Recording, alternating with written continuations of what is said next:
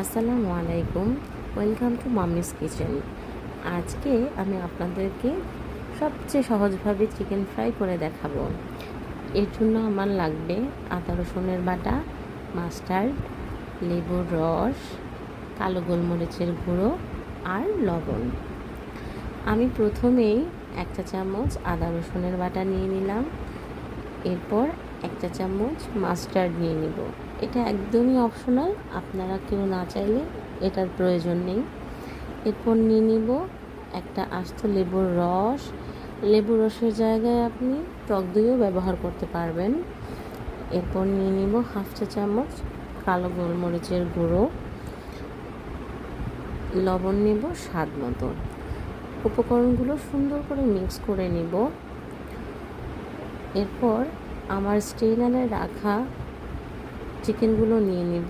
এগুলোর পানি সুন্দর করে ঝরিয়ে নিয়েছি। বাটিতে চিকেনগুলো নিয়ে মশলাগুলোর সাথে সুন্দর করে মিক্স করে নিব, যাতে প্রত্যেকটা চিকেনের গায়ে মশলাটা লেগে যায়। মিক্স করার পর এবার আমি 30 মিনিটের জন্য মাংসগুলোকে ম্যারিনেট করব। এরপর চিকেনগুলো কোট করার জন্য আমি বেসন নিয়ে নিব। বেসনে কোট করলে চিকেনেরটা খুবই সফট হবে এবং অনেক মজা হয়। এতে সামান্য লবণ দিলাম, একদম সামান্য মরিচের গুঁড়ো দিব জিরে গুঁড়ো, হালকা সুন্দর ফ্লেভারের জন্য।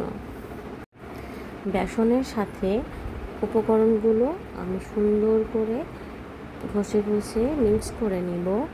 এরপর আমার ম্যারিনেট করা চিকেনগুলোতে আমি একটা ডিম ফেটে নিব।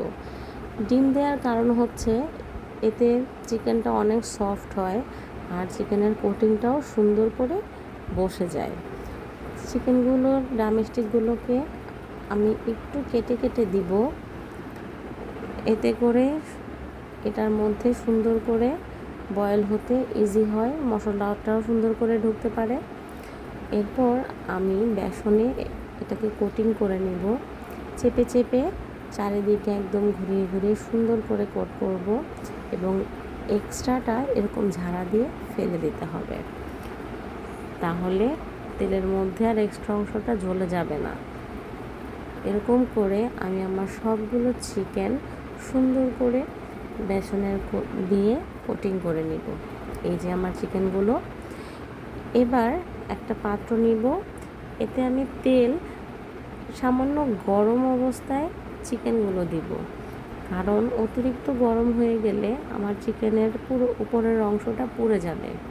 দেখতে পাচ্ছেন আমার তেলটা খুব বেশি গরমও না, আবার খুব বেশি ঠান্ডাও না, মিডিয়াম আঁচে আছে। মিডিয়াম আঁচে আমি এবার আমার চিকেন ফ্রাইগুলো সুন্দর করে ভেজে নিব। এই যে আমার চিকেন ফ্রাইয়ের সুন্দর কালার চলে এসেছে। মাত্র 15 মিনিটের মধ্যেই আমার চিকেন ফ্রাইগুলো একদম রেডি টু সার্ভ হয়ে যাবে। এখন আমি চিকেন ফ্রাইগুলোকে সার্ভ করে দিব। পারফেক্ট। আমার চিকেন ফ্রাইগুলো খুব সফট হয়েছে, ভেতরে জুসি এবং খেতেও অনেক সুস্বাদু। আপনিও বাসায় এভাবে ট্রাই করতে পারেন।